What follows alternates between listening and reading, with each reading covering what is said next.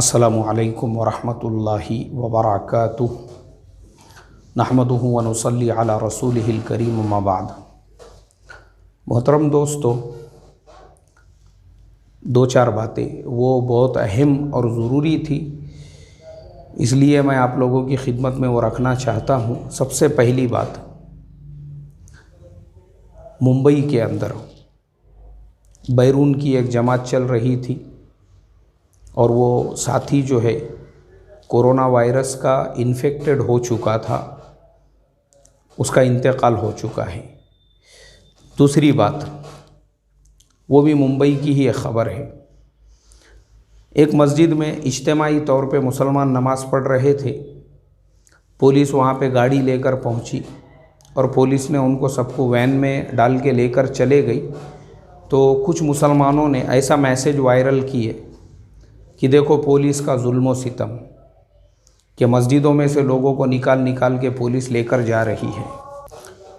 तो मैं ये समझता हूँ ये इंतहाई गलत बात है कि जब तक हमको सही चीज़ की इन्फॉर्मेशन नहीं होती है, इस तरीके के रूमर्स हम लोग व्हाट्सएप पे, सोशल मीडिया पे फैला रहे हैं।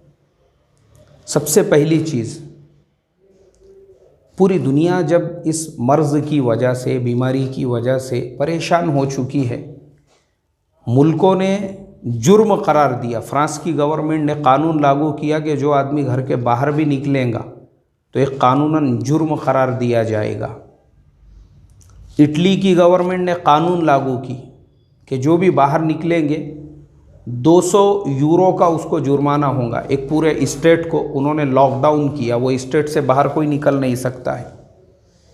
और हमारे मुल्क में भी, क्योंकि हमारा मुल्क बहुत घनी आबादी वाला है, गवर्नमेंट ने ये फ़ैसला लिया घरों में रहो। इसका इलाज यही है कि जब लोग बाहर नहीं निकलेंगे, इज्तिमाई तौर पे जमा नहीं होंगे तो बीमारी फैलेंगी नहीं। हम लोग सुनने को तैयार नहीं हैं। अल्लाह हिफाजत फरमाए।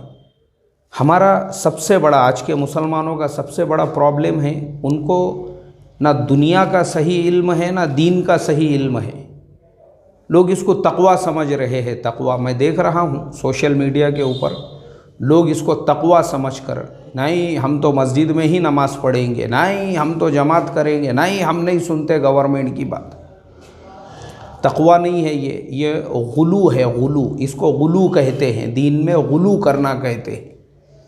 इसलिए कि 1450 साल पहले अल्लाह के नबी जब मौजूद थे, वो आपसे ज़्यादा तक़वे वाले थे या आप ज़्यादा तक़वे वाले हैं? मुझे जवाब दो। उनके तक़वे के धूल को भी इस ज़माने का कुतुब भी नहीं पहुंच सकता। इतना बड़ा मकाम और मर्तबा था अल्लाह के नबी का। तो उनके ज़माने में सिर्फ बारिश ज़्यादा होने की वजह से ये ऐलान हो सकता है कि सल्लू फ़ी बुयूतिकुम सल्लू फ़ी रिहालिकुम, नमाज अपने घरों में पढ़ो, अपने आराम गाहों में पढ़ो। जब उनके ज़माने में ये ऐलान हो सकता है, तो मुझे आज बताओ ये कौन पैदा हो गए हुए हैं इतने ज़्यादा तक़वे वाले, सुनने को और मानने को तैयार नहीं है। गवर्नमेंट इनके जान की हिफाजत के लिए ये पाबंदियां लगा रही है। वो हमारे महाराष्ट्र के जो बेचारे मुख्यमंत्री है माननीय उद्धव जी ठाकरे, मुझे तो यार रहम आ रहा है उस इंसान के ऊपर। बाईपास सर्जरी हुई भी है उनकी, बाईपास सर्जरी, हार्ट की बाईपास सर्जरी हुई है उस इंसान की। पेशेंट है वो आदमी, मरीज़ है, उसके बावजूद ना उस इंसान को दिन में आराम है ना रात में आराम है। वो बार बार नए फ़ैसले ले रहे हैं ताकि, क्योंकि आज महाराष्ट्र की कंडीशन ये है, सबसे ज़्यादा 90 से ज़्यादा पेशेंट महाराष्ट्र में हो चुके हैं। तो उन्होंने ये फ़ैसला लिया कि पूरे महाराष्ट्र को लॉकडाउन कर दो। ख़ास तौर पे जो बड़े ज़िले हैं, पूना है, मुंबई है, औरंगाबाद है, नागपुर वगैरह है, बड़ी जो शहर, बड़ी सिटियां हैं, उसको तो पूरी तरह से लॉकडाउन कर दो। 144 उन्होंने लागू किया। क्यों? इस्लाम आपको सिखाता नहीं है कि गवर्नमेंट के ऐसे रूल्स रेगुलेशंस को फॉलो करो। अरे जब इस्लाम की ये तालीम है, किसने बोला था आपको तक़वा बघारने के लिए? ये तक़वा नहीं है, गुलू है, गुलू तुम्हारा। कि जिस इस्लाम के अंदर कीचड़ होने की वजह से, बारिश बरसने की वजह से घर पे नमाज़ पढ़ने की इजाज़त है, अब नहीं हम मस्जिद में ही पढ़ेंगे। क्या ज़रूरत क्या है तुमको जमा होने की? अरे जब आप देखो अच्छा, ऐसा नहीं है ना कि आपके साथ जातिवाद हो रहा है। आप देखो ना, सिद्धि विनायक मंदिर जो है मुंबई का, उसको लॉक कर दिया गया। शिरडी साईं बाबा मंदिर, उसको बंद कर दिया गया। वो उसको उन्होंने बंद कर दिए। तो हम तो ईमान वाले हैं, और हमारी शरीयत में तो ऐसा नहीं है कि आपने घर पे नमाज़ पढ़े तो नमाज नहीं होंगी। ये गुलू है, गुलू दीन के अंदर। और इसी गुलू का ये नतीजा है जो मुंबई के अंदर मस्जिद में एक जमात के साथी का इंतकाल हुआ। गुलू का नतीजा है ये। और इसी गुलू का नतीजा है जो वैन लाकर मस्जिद में से लोगों को उनको भर के लेकर जाना पड़ा, ये गुलू की वजह से। मलेशिया में जोड़ हुआ, मैंने अभी बताया अपने एक सबक के अंदर। वो जोड़ के अंदर जो लोग शरीक थे, 500 लोगों को इन्फेक्शन हुआ, 500 लोगों को। मेरे मोहतरम दोस्तों, अरे समझो रे, समझो, दीन में गुलू मत करो। इसको तकवा समझकर कि बस दुनिया में अब बस तुम ही है, बस अल्लाह ताला से सबसे ज़्यादा जो है डरने वाले और उसके हुक्मों पे चलने वाले, नहीं बाकी तो है ही नहीं ईमान वाले। उनके बाकी के ईमान तो एकदम कागज़ की तरह से हो गए हुए, एकदम हल्के। अरे क्या है यार ये, मुझे तो अफसोस होता है मैं जब सोचता हूँ, किसने बोला तुमको दीन में ऐसा गुलू करने के लिए? और ये गुलू का नतीजा है ये। वो साथी का इंतकाल हुआ, वो साथियों को वैन के अंदर जो है भर के लेकर गए, और 500 साथी जो मलेशिया के अंदर इन्फेक्टेड हुए उस इज्तिमा और उस जोड़ के अंदर। क्योंकि बीमारी ऐसी ख़तरनाक है ये, 20 सेकंड भी अगर इससे इन्फेक्टेड आदमी किसी दूसरे के संपर्क और कांटेक्ट में रहा, फ़ौरन सामने वाला जो है उसके अंदर ये बीमारी पहुंच जाती है। सिर्फ 20 सेकंड, उससे ज़्यादा टाइम नहीं चाहिए। और हमारे सामने हालात है, इटली में क्यों इतने तेज़ी से फैली ये बीमारी।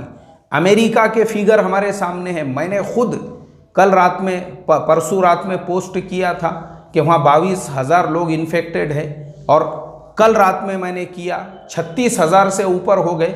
मतलब सिर्फ 24 घंटे में वहाँ पे 14,500 नए पेशेंट हो गए। सिर्फ 24 घंटे में। उस दिन का फिगर था वहाँ पे कुछ मरने वालों का, और कल 24 घंटे में 98 लोगों की जान चली गई।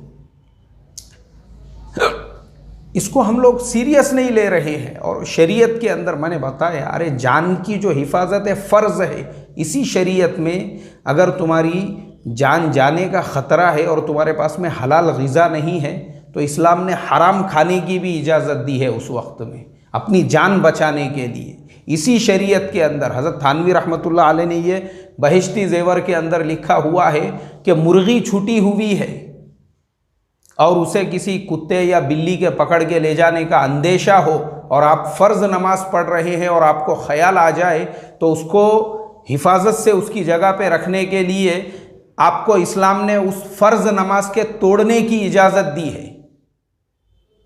तो इस्लाम जो है दीन फितरत है, मगर हम समझने को क्यों तैयार नहीं है? क्या मालूम किसने बोला था मुंबई के अंदर वो लोगों को, गवर्नमेंट ने 144 लागू करने के बाद में भी जो है मस्जिद में जाके नमाज़ पढ़ने के लिए इज्तिमाई तौर पे। अरे मैं भी इमाम हूँ, जुमा की नमाज़ पढ़ा के मैं अपनी मस्जिद से आया, उसके बाद से अभी तक गया नहीं मैं वहाँ पर। हमारे मस्जिद में भी ऐलान हो रहा है, जो मस्जिद के अंदर के जो लोग हैं बस वही लोग जमात से नमाज़ पढ़ रहे हैं, बाकी लोग अपने अपने घरों पे नमाज़ पढ़ो। ये मेरे पड़ोस में मस्जिद है, वहाँ पे भी हर नमाज में ये ऐलान हो रहा है। क्यों कर रहे हैं ये सब? क्योंकि सब लोग जानते हैं, जो जिम्मेदारान हैं, जो गवर्नमेंट ऐसे कदम उठा रही है, सब लॉकडाउन करने का हुक्म दे दिए, पूरी कंपनियां बंद है, कारखाने बंद है, बसेस बंद है, ट्रेनों को बंद कर दिया गया, मेट्रो को बंद कर दिया। क्यों? क्योंकि एक बार ये इन्फेक्शन अगर स्प्रीड होगा ना, तो भारत के जैसे कंट्री में कंट्रोल नहीं होगा। ये गुंजान आबादी वाला मुल्क है, इसलिए ये कदम उठाए जा रहे हैं। तो ये पैदा हो गए अपने तकवा बघारने के वास्ते में। अरे मत बघारो यार, तकवा नहीं है, ये गुलू है, गुलू दीन के अंदर। अल्लाह हिफाजत फरमाए और ऐसों को अल्लाह ताला सही समझ और अक्ल सलीम अता फरमाए।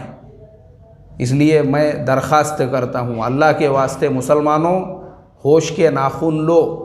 इससे पहले के जैसा साउथ अफ्रीका से हमारे दोस्त ने मुझसे कहा कि हमने एक जोड़ कैंसिल किया, मैं बोला बहुत अच्छा किए, ज़िंदा रहेंगे, बाद में वैसे 50 जोड़ करेंगे, ज़िंदा ही नहीं रहेंगे तो फिर उसके बाद में काय का जोड़ और काय का इज्तिमा।